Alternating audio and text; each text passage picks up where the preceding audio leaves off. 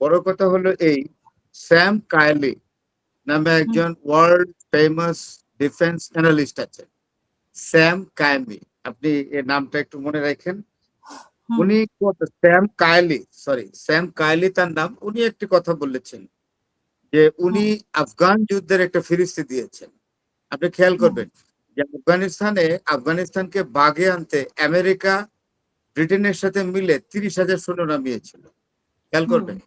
এবং সেইখানে একটা প্রদেশ আছে আফগানিস্তান, এটার নাম হলো হেলমান্দ প্রদেশ, এবং সেইটাতে 30,000 ব্রিটিশ এবং আমেরিকান সৈন্য ডিপ্লয় করেছিল।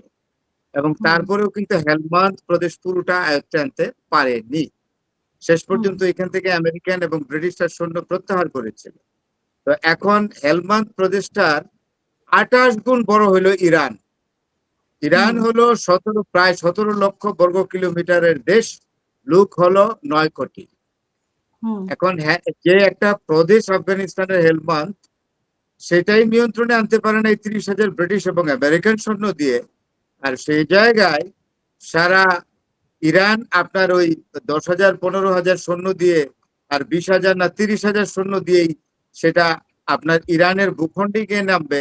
এক, 2 নম্বর আরেকটা জিনিস শুনলাম যে 36 সেনা, যেটাকে প্যারাট্রুপার বলে, প্যারাট্রুপার্স আসছে কত, মানে প্যারাট্রুপার্স অনেকে বলে 2,500, অনেকে বলে 3,000। এগুলোকে তো আমাদের বাংলা ভাষায় বলে না, কচু কাটা করবে, কচু কাটা। কচু ক্ষেত দেখছেন, এক কোবে কেটে ফেলে যে কচু।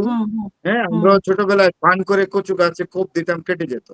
তো সেই রকম 2,500 থেকে 3,000 প্যারাট্রুপার ছত্রী বাহিনী আছে নামবে ইরানের ভূখণ্ডে। তাইলে ওই যে আপনার প্যারাসুটে ঝুলতে থাকা অবস্থায় তো গুলি করে মেরে ফেলবে, মেশিন গান দিয়ে গুলি করবে, ব্রাশ ফায়ার করবে। তো 3,500 আরে 2,500 3,000 প্যারাট্রুপার আর 10,000 20,000 সৈন্য দিয়ে আপনার ইরানের ভূখণ্ড দখল করবে আমেরিকা। আসলে জাস্ট ফানি। এটা স্যাম কাইলিক বলেছেন, যেটা ফানি কাজ করতেছে। আমেরিকা আসলে ইরানের জিওগ্রাফি সম্পর্কে কিছুই জানে না। ইরান হলো ইরান ভূখণ্ড হলো আল্লাহর দান। ইরানকে দিয়েছে উর্বর ভূমি। ইরান হলো আপনার পুরো ইরানটাই হলো মরুদ্যান এবং ফলের বাগান। কি ফল নাই যে ইরানে হয় না, আর কি ফুল নাই যে ইরানে হয় না। আর আরেকটি হলো ইরানের চারিপাশে পর্বত, পর্বতের মাঝখানে দেশটা। সেখানে আমি আবারও বলি, উত্তর পূর্ব দিকে একটু খোলা আছে, অল্প স্বল্প। সেই জায়গা দিয়ে ঢুকতে হবে যদি আপনি ল্যান্ডে ঢুকতে চান, পদাতিক বাহিনীর মাধ্যমে, যেটাকে বলে ল্যান্ড ফোর্স ইনফ্যান্ট্রি আর্টিলারি বলেন, আমেরিকান আর্টিলারি ইনফ্যান্ট্রি, ওই দিকটাই ঢুকতে হবে।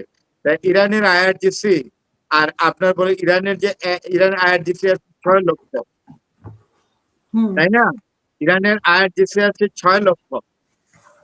আর আছে আপনার সেখানে 10,000 20,000 দিয়ে কি হবে?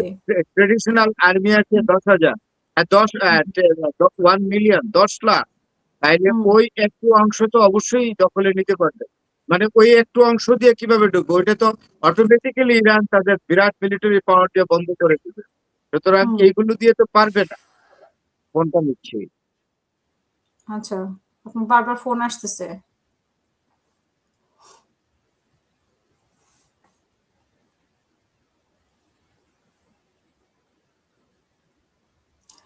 আচ্ছা, আমি একটু পড়ে দেখাই। ইরানে ইস্পাহানে গোলাবারুদের ডিপোতে আজকে যুক্তরাষ্ট্রের ব্লাস্টার বোমা হামলা হয়েছে এবং সেখানে কতটা ক্ষতি হয়েছে, যুক্তরাষ্ট্রের প্রতিরক্ষা দপ্তরের একজন কর্মকর্তা ওয়াল স্ট্রিট জার্নালকে জানিয়েছে যে মার্কিন সামরিক বাহিনী ইরানের ইস্পাহানকে একটি বিশাল গোলাবারুদের ডিপোতে 2,000 পাউন্ডের বাংকার ব্লাস্টার বোমা দিয়ে হামলা চালিয়েছে। প্রতিবেদনে বলা হয়েছে যে এই হামলায় বিপুল সংখ্যক পেনিট্রেট মিউনিশন বা ভূগর্ভস্থ স্থাপনা ধ্বংসকারী অস্ত্র ব্যবহার করা হয়েছে। ফরাদ ভাই আসছে নাকি একটু দেখি। ফরাদ ভাই বারবার ফোন আসতেছে। আচ্ছা, তারপরে হচ্ছে ভিডিও পোস্ট করলেন ট্রাম্প এবং মার্কিন প্রেসিডেন্ট ডোনাল্ড ট্রাম্প আজ মঙ্গলবার ভোরে কোনো মন্তব্য ছাড়াই একটি বিশাল বিস্ফোরণের ভিডিও শেয়ার করেছেন। এটি ইস্পাহানের উপকণ্ঠে চালানো এক ধরনের বড় ধরনের হামলার ভিডিও। আমরা অবশ্যই দেখাতে পারি এটা ভিডিওটি।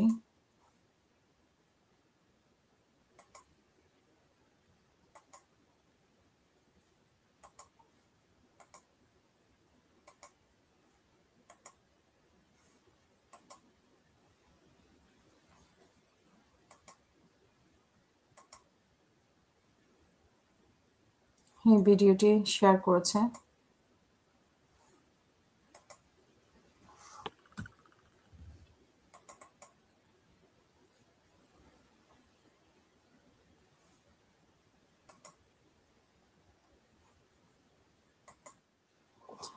জি, আজকে যে একটা ব্লাস্টার বোমা বিস্ফোরণের ভিডিও শেয়ার করেছে ফরাদ ভাই, আপনি নিশ্চয়ই দেখেছেন।